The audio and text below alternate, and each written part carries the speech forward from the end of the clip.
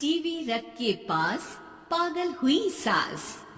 आजकल वर्मा जी की पत्नी देवकी जी केबल पर रियलिटी शोज देख देख कर बहुत कुछ सीख रही हैं। जैसे आज तो वो सुबह सुबह बेसुरे आलाप ले रही हैं। सारे गा मा धा। माँ जी, सारे गामा पाधा नीसा होता है। अरे वो तो सब गाते हैं, ये मेरा स्टाइल है। आवाज तो कम कर लीजिए माँ जी, पर्दे फट जाएंगे कान के। ये कहो कि पर्दों में आग लग जाएगी। देखना, मेरी आवाज सुन के जज आग लगा देगी, आग लगा देगी, तू तो आग लगा देगी, ऐसा बोलेंगे। सरिता वहां से परेशान होकर चली जाती है और सास रियाज जारी रखती है। सारे गाओ, सारे नाचो। तभी बाबूजी दुकान से लौटते हैं। अरे देवकी, क्यों तानसेन बनी हुई है? कान से खून निकालोगी क्या? अरे क्या हुआ, रियाज तो करने दो मुझे। इसको रियाज बोलते हैं? ऐसा लग रहा है जैसे घोड़े ही भिना रहे हैं। घोड़े पे बैठ के ही बम्बई जाऊंगी मैं तो, जब जज साहब कहेंगे कि देवकी तुम मुंबई आ रही हो। जज साहब, वो अदालत वाले? अरे नहीं नहीं, बड़े लोग हैं, आप नहीं जानते हैं। ओ मैं तो छोड़ चली अपना ये देश, बम्बई मुझे प्यारा लगे। गाना गाती हुई देवकी चली जाती है और बाबूजी अपनी सरफिरी पत्नी के इस संगीत प्रेम की चर्चा करने बहू के पास चले जाते हैं। अरे सरिता बेटा, सुनो तो, ये तेरी सास को क्या हुआ है बेटा? सुबह तो अच्छा भला छोड़कर गया था इसे। सिंगर बनेगी अब वो। सिंगिंग रियलिटी शो में जाने की सुबह से तैयारियां चल रही हैं इनकी। हाँ, अब तो कोयल के सुर मेंढक छेड़ेगा। हे भगवान, सद्बुद्धि दो इसे।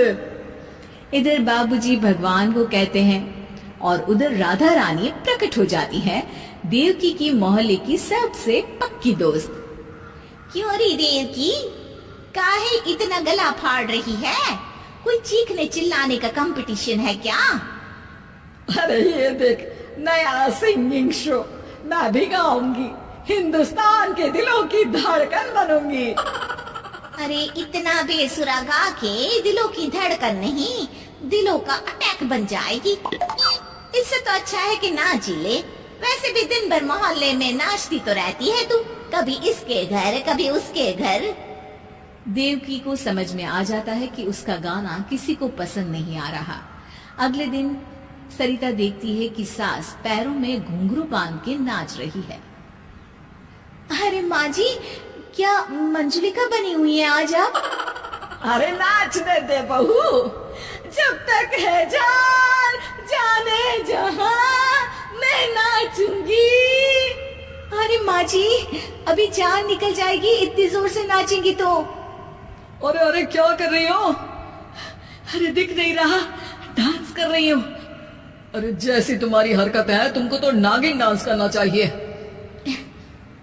वो भी करूंगी, भांगड़ा भी करूंगी। देखना, जज मुझे देख के स्टैंडिंग ओवेशन देंगे। हाँ, स्टैंडिंग ओवेशन तो देंगे ही, ताकि खड़े होकर वहां से भाग सके तुम्हारा डांस देखकर। अरे कुछ ढंग की चीज करो, ये रोज क्या नया शुरू कर देती हो? सास को लगता है कि उसका डांस का सीन भी बिगड़ गया। अब वो टीवी देख के कोई और कलाकारी ढूंढने लगती है।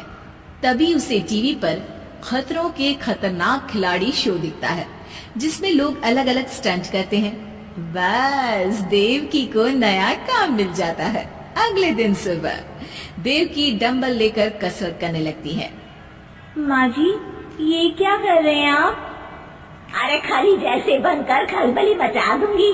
कल मैंने खतरों के खतरनाक खिलाड़ी देखा, और सोच लिया कि मुझे वही जाना है। हाँ बस। तभी वहाँ बाबूजी भी आ जाते हैं। अरे इतना भारी डंबल, अरे गिर मत जाना कहीं लेकर। अरे चुप करो, तुमसे कुछ नहीं होता इसका मतलब ऐसा नहीं कि मुझसे भी कुछ नहीं होगा। मैं तो खतरों के खतरनाक खिलाड़ी में जाने वाली हूँ। हाँ मैं तो इस शो में तभी गया था जब तुमसे शादी हुई थी।